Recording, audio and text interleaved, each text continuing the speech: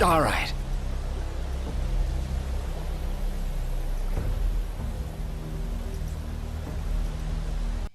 Hello gamers, my name is Merak. Welcome to this video review of Dragon Ball Xenoverse 2, available for Windows PC, Xbox One and PlayStation 4 systems. This review is done with basis on the PC version. For fans of this series and Dragon Ball in general, I believe this game needs no introductions. For everyone else, Dragon Ball 2 is the second game in the Xenoverse saga. At its core, it's a fighting game. You command a character, engage others in basic melee combat moves, combos, or special abilities. Your custom character is known as a Time Patroller, a fighter whose duty is to protect history and prevent evildoers from causing chaos through the Dragon Ball timeline. This simple premise puts the player at the center of many iconic moments in the Dragon Ball series. But before I address the rest of the game's features, I want to bring back an important point. This is a sequel. More importantly, this is a sequel to a fighting game. What this means is that gameplay and replayability are the main focus of this game, with little innovation over the first Xenoverse game. Without going too much in depth into the first game, Xenoverse 2 is a more polished, more densely packed version of Xenoverse, with more abilities, more content, and a couple of new mechanics. Xenoverse 2 puts you in the shoes of a Time Patroller, a custom character that you're asked to create right at the start of the game. And then you're given the option of choosing race, gender, and design its general appearance. While these choices appear purely cosmetic, many of these still affect your stats in subtle ways. For instance, make a character tall and they will have more HP at the cost of movement speed. Make them bulky and they will have physical strength at the cost of Ki Blast power. Ki Blast, for those unaware, is the famous energy attacks found in Dragon Ball.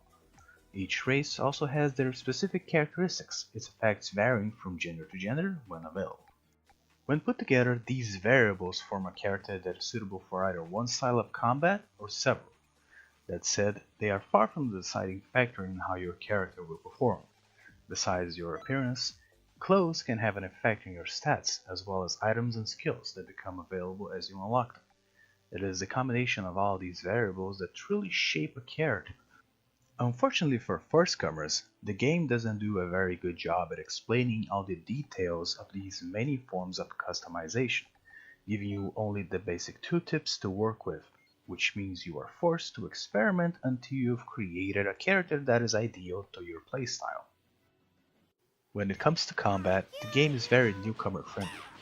A character has 3 resource bars: health, ki, and stamina. Health determines how much punishment they can take before going unconscious. Ki is used for special abilities and ultimate attacks, and can be charged through a charge ability or by simply fighting. Stamina governs your mobility, ability to block and dodge attacks. It charges automatically when you're idle or moving around at a brisk pace, and it is consumed when dashing through the sky, blocking attacks, or through the use of any number of abilities. Stamina is a very important resource, and running out of it will put you in a state called stamina break, leaving you very vulnerable until your stamina bar fills up completely. With a few button presses, your character is able to perform a myriad of combos that build towards a powerful combo finisher. The popular light attack and heavy attack template returns, with the addition of a basic Ki Blast shot that can be either repeated through multiple presses of a button or charge for a more powerful attack by holding down the button. In addition to those basic attacks, the character can also use super and ultimate attacks by holding down the respective trigger buttons and pressing the respective button of the skill they wish to use. With a single strong attack or a chain of attacks, supers and ultimates are both extremely powerful and gorgeous to look at, with ultimate attacks being the most devastating of the two, that give a temporary auto-guard mechanic that prevents their interruption, save against guard breakers of course. On the defensive side, characters are able to block incoming attacks and super attacks with very rare exceptions. Evasive skills are also available. They consume considerable stamina, but make the user immune and often moves them out of harm's way. Characters can also jump, fly, and use their stamina to dash through the air. Character transformations return as awoken skills, but they have been expanded and polished upon the original's basic and arguably clumsy mechanics. Each of the 5 races has its own unique awoken form, with its own mechanics. Earthlings gain access to the Nimbus and Power Pole for a great boost in offensive and mobility. Saiyans can become Super Saiyans for a small percentage boost to offensive stats at the cost of ki generation, as well as the ability to teleport to their opponents when using certain attacks, their Super Saiyan level going up depending on the amount of ki used during the transformation. Namekians can transform into the Giant Namekian and deliver an enormous amount of damage while being largely immune to damage themselves. Majin Buu's race can revert to what is known as the Pure Form, gaining immense destructive power. Finally, the Frieza race can obtain the Golden Form, a form more recently popularized by its appearance in Return of F movie. Beyond those, there are additional awoken skills, some of which are available for all races, like Kaioken for instance. Now as I said before, Xenoverse 2 has a few new moves. Stamina breakers are special attacks executed by aiming towards the enemy and pressing either light or heavy attack. If the attack hits, the victim will lose all of their stamina and put in a stamina break state, leaving them open for further attacks or a powerful ultimate. If the attack misses, the attacker instead will be the one that's open as they are unable to move for a couple of seconds. Then there is the burst dash.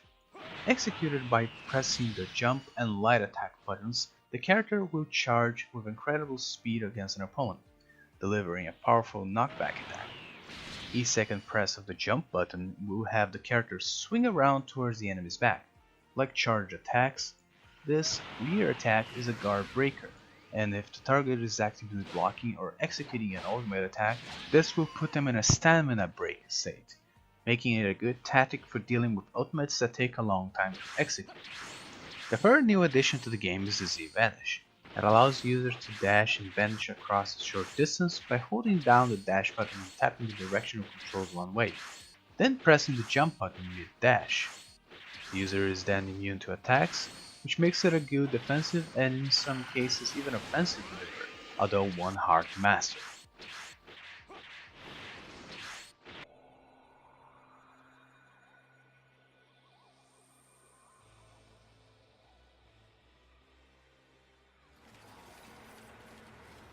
As mentioned before, you play a time patroller who stands against the plot to change history. I won't go into details, but I will tell you how you will fix these issues. Fighting, of course. The game takes place in Canton City, Time Patrol's base of operations. It is reportedly 7 times larger than the original title's Toki City, with many shops from where to buy items, clothes, and abilities, as well as a number of environments reflecting famous Dragon Ball locations. NPC characters are found throughout the area, many who can be interacted with for a small bit of entertaining, informative, or uplifting dialogue, and some would even give you items. Some will have tasks for you to perform. It is a vast improvement over the original, with much to explore and appreciate. The story is segmented into missions, each of them involving their own twists, but it all boils down to beating up the person that looks you the wrong way. At the end of each mission, you are given a score based on your performance, and this determines the experience points that you will gain from the mission. Experience then levels up your character, granting them an all-around boost to stats along with extra points to spread and further shape your character's development. But the story isn't the only source of content in this game. Parallel quests, or PKs, are additional missions that you can engage for rewards such as clothes, accessories, items, and even abilities. These of course still give you experience and provide an extra layer of variety, some of which even carrying that famous Dragon Ball comedy. Parallel quests can be performed in a group of up to 3 people by the formation of parties, though we'll talk more about multiplayer later on. Masters and instructors are another form of content, and one that grants the fastest access to new and cool abilities. Spread throughout Canton City are iconic characters which can tutor you in the use of their abilities through special missions. Most of the time these missions involve fighting your tutor in a way that best uses the skill you're nearly given, so that you can have the most practice with it. In addition, you can ask your master to become your personal instructor. Doing so adds your instructor's little personal touch to the end of each mission. and they can come to your aid in certain parallel quests if the right circumstances apply.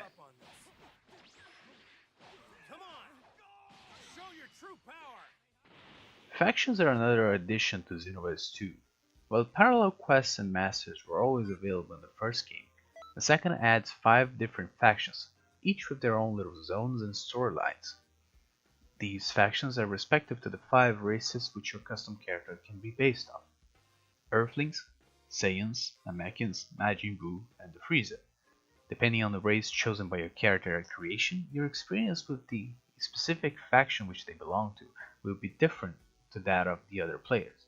It is also through your faction that you will be able to unlock your awoken skill.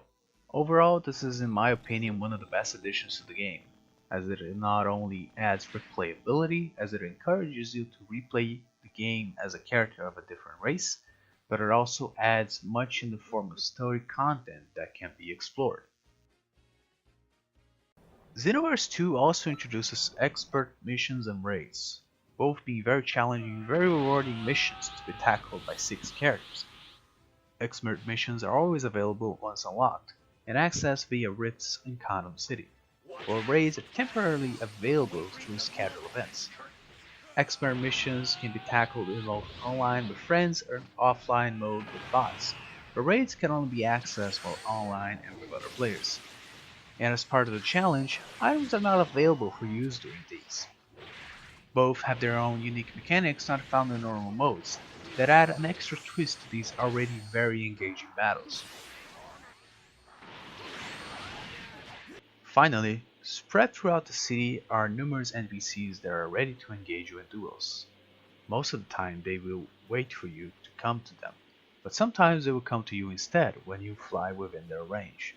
These fighters can at times be extremely powerful, but they will also provide much experience as a reward, and in a couple of cases, the fighters you defeat in duels will actually become masters, though I'll leave it up to you to find out who those are.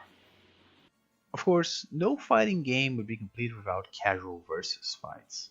These are accessed by speaking to one of the robot NPCs in the Time Plaza. In these fights, you are not only able to choose your custom character, but any of the original ones that you have unlocked. The new characters are unlocked either through story quests or parallel quests. Beyond those, Xenoverse 2 brought training modes to allow you to practice against NPCs, whose behaviors you can configure to tailor your training session to your needs. As with parallel quests, this versus mode is also available in a multiplayer format. As for items and equipment, Xenoverse 2 repeats the previous game's form by bringing consumables, clothes that alter your stats, seashells that give a unique boost or ability, and cosmetic accessories. Aside from bringing in the Dragon Balls for collection and use, of course. Xenoverse 2 then adds Bangs, items that affect your stats without changing your appearance, making it so you can wear your favorite outfit without worrying about it affecting your playstyle. Bangs are made by mixing different outfits into one item. However, there does not seem to be a very solid formula behind what kind of Bang you will end up creating. Also new are the Time Patrol medals, or TP medals. It is a very different form of currency from the game's basic Zenny, acquired by playing P-key side effects, expert missions and raids, which can also be used to purchase new powerful items and abilities via the TP store, as well as normal stores. And now onto multiplayer. Though I spoke a few aspects of multiplayer already, Xenoverse 2 multiplayer deserves a mention of its own, and not for a very positive reason. To start off, multiplayer was basically unplayable for several days on release. A problem with the game servers meant that you could share a lobby space with other players, but engaging in any form of content was impossible. Fortunately, this problem has since been fixed. There's also communication. Communication between players is something that is imperative within any form of multiplayer mode. And unfortunately, if you are not willing to use voice chat, which is only available during matches or in a party, you're forced to rely on a number of pre-scripted messages to communicate with your friends. The first game was the same way, and I remember thinking that for sure a sequel would get a small chat window with keyboard support. Yes, this game is available for consoles as well, but many consoles come with their own keyboard tools, and it is also marketed for PC, which means there's no reason not to. As mentioned before, the Versus mode is available in multiplayer as well, in 1v1, 2v2, and 3v3 modes, where players combat for battle points, or BP. It is a form of score that determines the player's ranking. PKs can also be tackled multiplayer, and there are no penalties for doing so, aside from any latency issues that you will certainly not face when playing single player.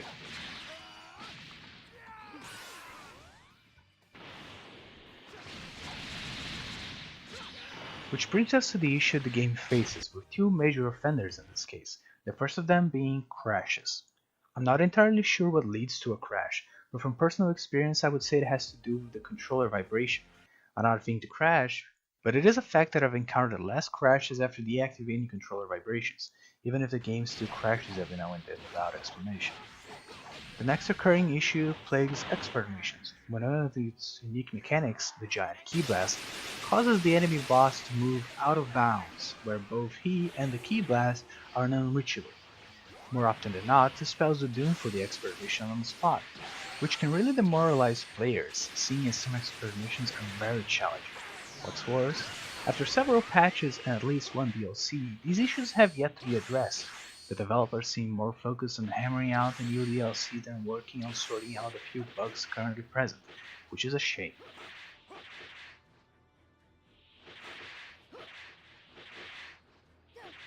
Overall, I give Xenoverse 2 an 8 out of 10 rating. It is what it aims to be, a fighting game in the Dragon Ball universe. It accomplishes it marvelously, but the bugs and their apparent lack of support along with the lazy attempt at a multiplayer implementation keep me from giving this game a higher score. That's it guys, this was my review of Dragon Ball Xenoverse 2. I hope you enjoyed it. Click like and subscribe for more content, and I'll see you guys next time. Take care everyone.